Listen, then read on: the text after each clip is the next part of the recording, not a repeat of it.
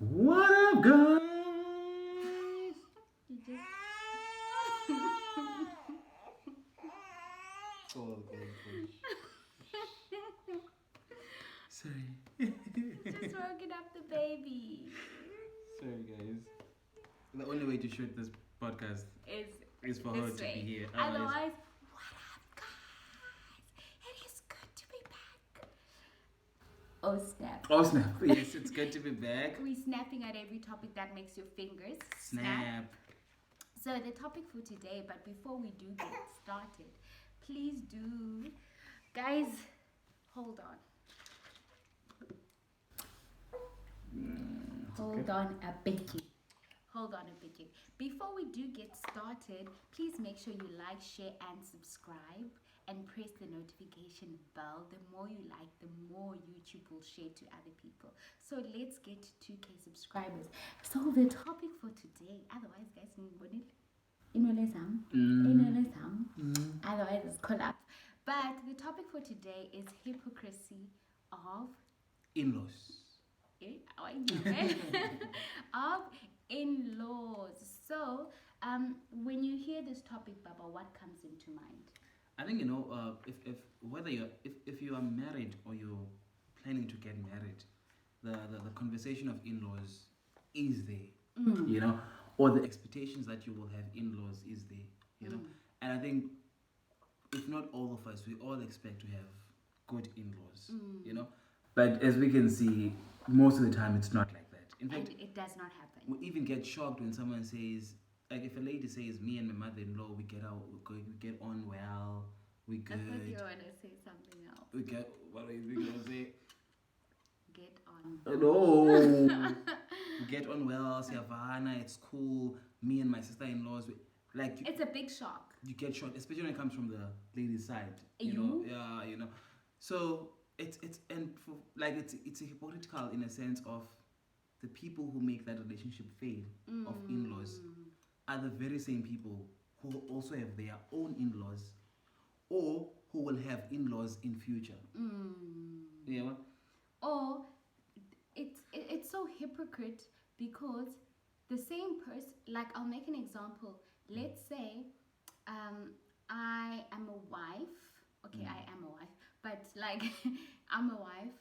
I want to have good in-laws, but I get a makoti. Like, my son marries this young, beautiful daughter, but I treat her unfairly. But I am treated nicely. I expect to be treated nicely from your family, but I cannot treat the next child like proper. So I find that so hypocritical. Like we basically hypocrites. We want to be treated nicely, but we can't treat other people's daughters or other people's sons properly. Yeah, well, it's like your brother gets married, so automatically the girl that gets married to your brother is your in-law. Yes. You have in-laws through my family. My family treats you right, but you treat your brother's wife in the most craziest manner, And it happens, when you watch it, it always like confuses me, especially when it comes to like from ladies' side, like how do you guys how do you miss it? Like, where is it all this thing? Because a lot of people do get frustrated by in-laws. Or is it maybe influences, or is it just people's personalities, or I just don't know. But for me, I've always understood this. I watched another podcast, I think it was Lebo's podcast, where it says that the mother said, when your son gets married to someone's daughter, you need to take that daughter as your own daughter.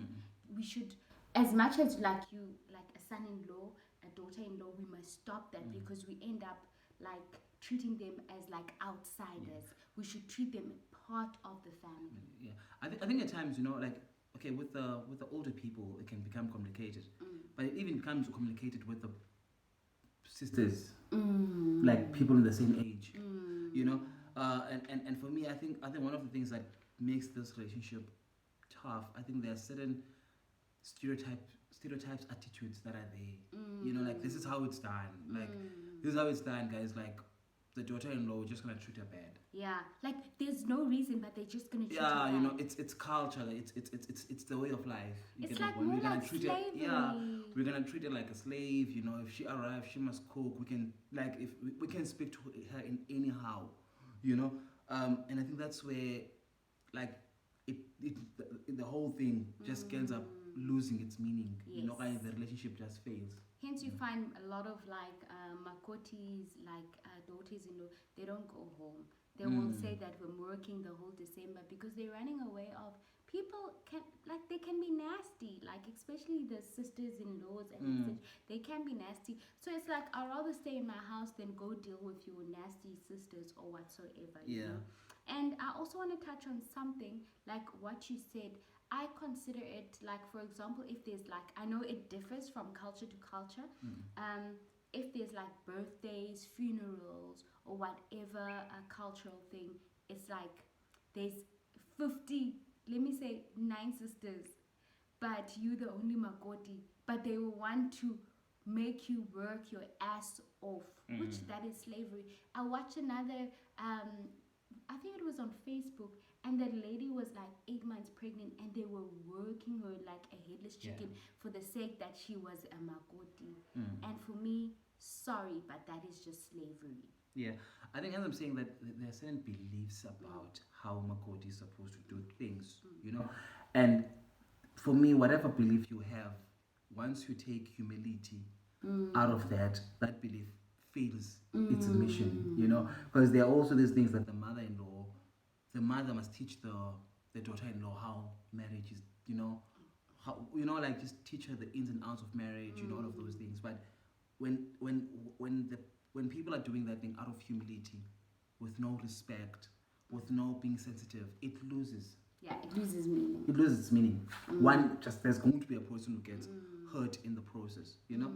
And I think another one that contributes in making that relationship a bit toxic is the relationship of son and mother. Now that's a baby, then, but you know, isn't it? Mama's baby. Yeah, you know, that's a relationship that destroys marriages or that can stress marriages. You know, when us as guys, we love our mothers.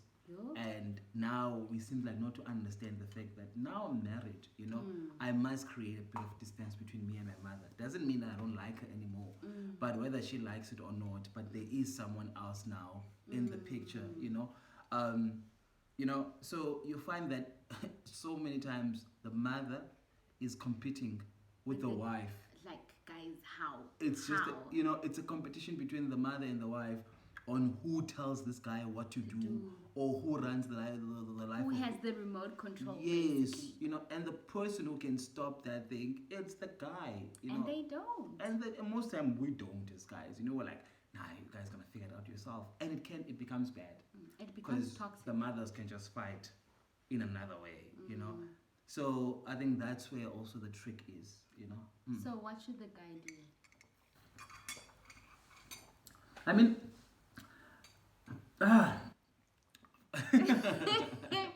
What's in this drink?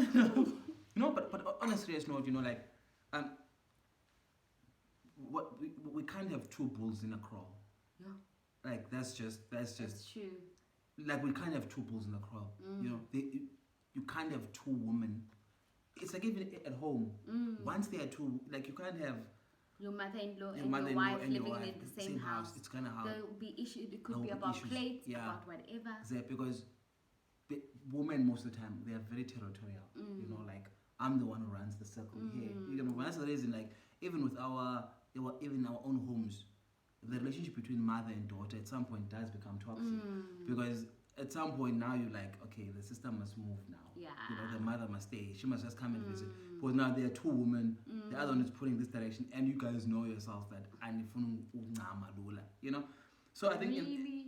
Yeah, you know, like it's not wrong, but at some point, like your mother, at some point, she does have to remind you that this is my house, Udombi. Yeah. And now you're old enough now where you have to go and Mosmela and go and tell Zuri that as much as you like Zuri, but at some point when Zuri is like 21, 23, 24, you'll be like, Zuri, you know.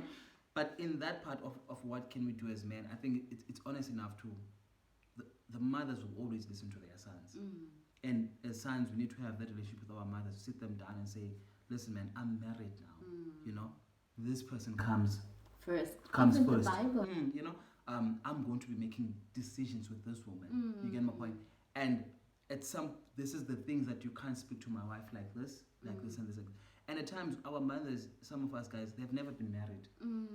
So they don't know how this institute it works. Yeah, but for some of us, our mothers are married and have been married. Or in toxic marriages. You know, but as a son, you can have that relationship with your mother and say, not that I'm distancing myself from you, but you need to understand now that I make decisions with this person now. Yeah. You know? And if you do not respect that, if you don't respect that, then we will not have a relationship, or we will distance ourselves from you guys. It's either you make it work or we cut ties. Yeah, it's like the issue of finances, you know.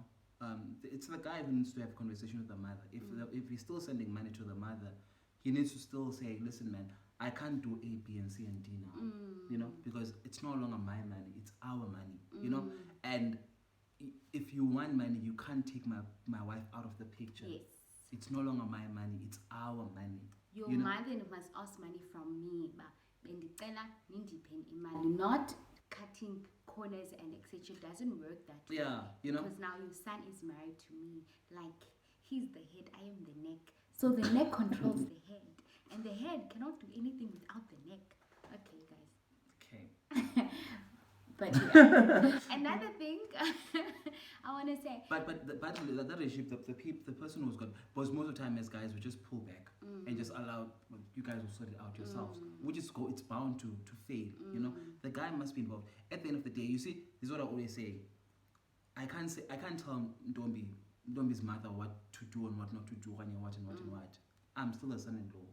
It's Ndombi's mother.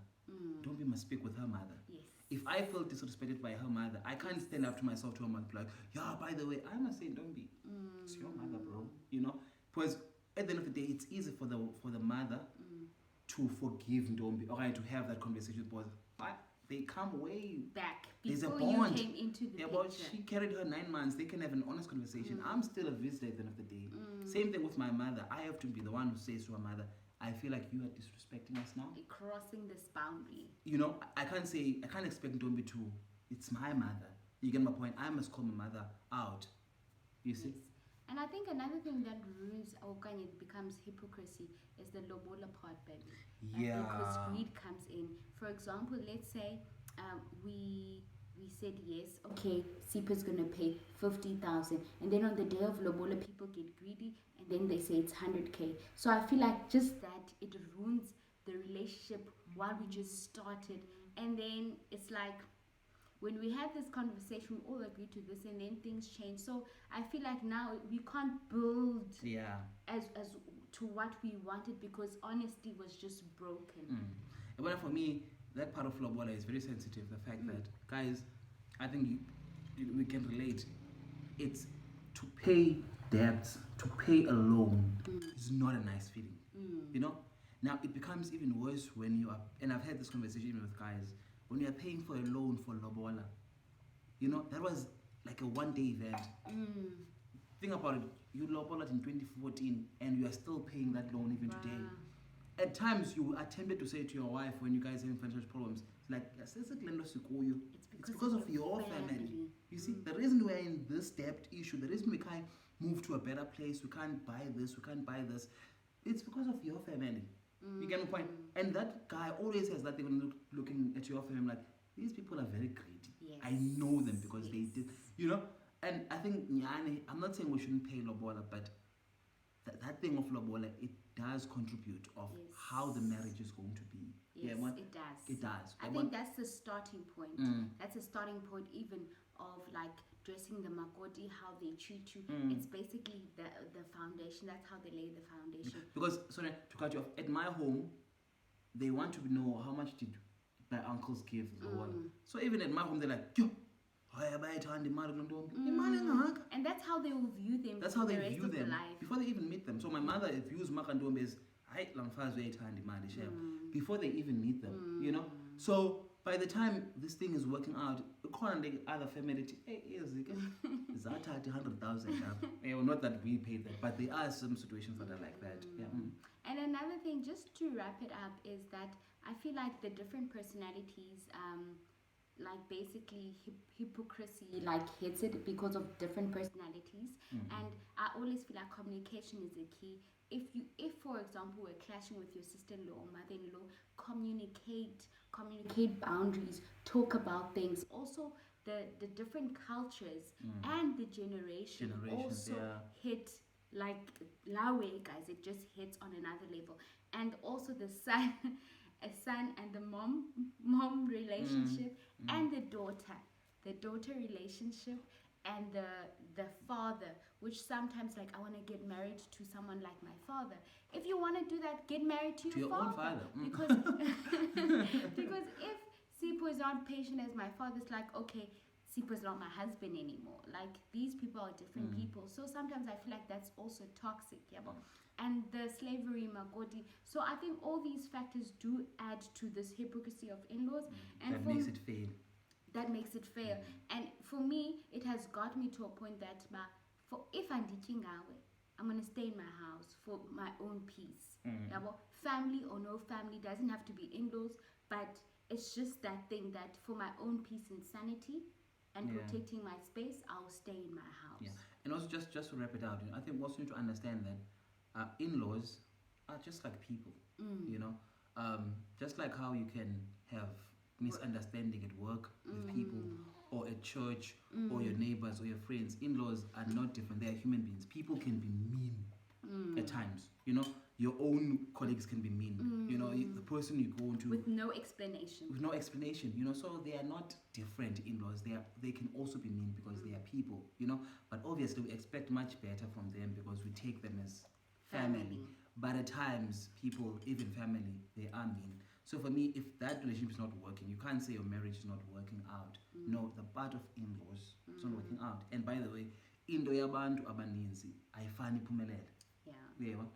Yeah. I agree. Now for me, as much as we speak about the in-laws, before I say bye, I think the lobola thing for me with my family, it showed me how like people's personality and how true people are. And then after that, I couldn't trust certain people in my family. And I was like, see me now. Because money does expose people. Money does expose people. Greediness exposes people. And I'm like, Shut. And at the same time, also with this the issue of lobola, it's the understanding of different generations. Our mothers used to do things in a certain way. Now it's the 21st century. Things have changed. Yeah, but like it could even be how to raise a child. Like Tina, we could be like, after 3 days we're going to town. After 3 days, Zuri is born.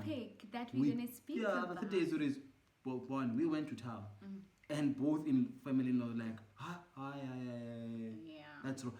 And we're like, oh, she's still breathing. Still alive. But for me, I think also, but also I have to be honest to say that this issue of in-laws is always nicer to us guys. Yes. Mothers, I don't know what's with this thing, but mothers love their son-in-laws. Easy relationship. Easy. I can see with my friends, I can see with myself. But the challenge is always the daughter and the mothers. I don't know whether it's woman to woman. Your mothers, like our mothers and sons are like. It's like I think it's because we're taking, like sons are close with their moms. But there's also sisters. They also give it hard times. Also sisters give their sister-in-laws hard times. Because I think the sisters. It's us guys. For example, like. It's like Sotatimal Kaputi. That's what they think. Oh, okay. Because like when we go to our in-laws as guys, we treat like kings there. We treat like kings. We are chilled. Patulukuja. It's like Mkwenyana is here. But when you guys go to, you guys must go to the kitchen. It's sad. It's really sad. Is it a woman thingy? I don't know. Woman to woman. I don't know. Women are just mean. To other women. Yeah. Sad. We just need to do better. Otherwise, guys, let us know down below what other topics that you would like us to unpack. Otherwise, till we meet again, oh snap.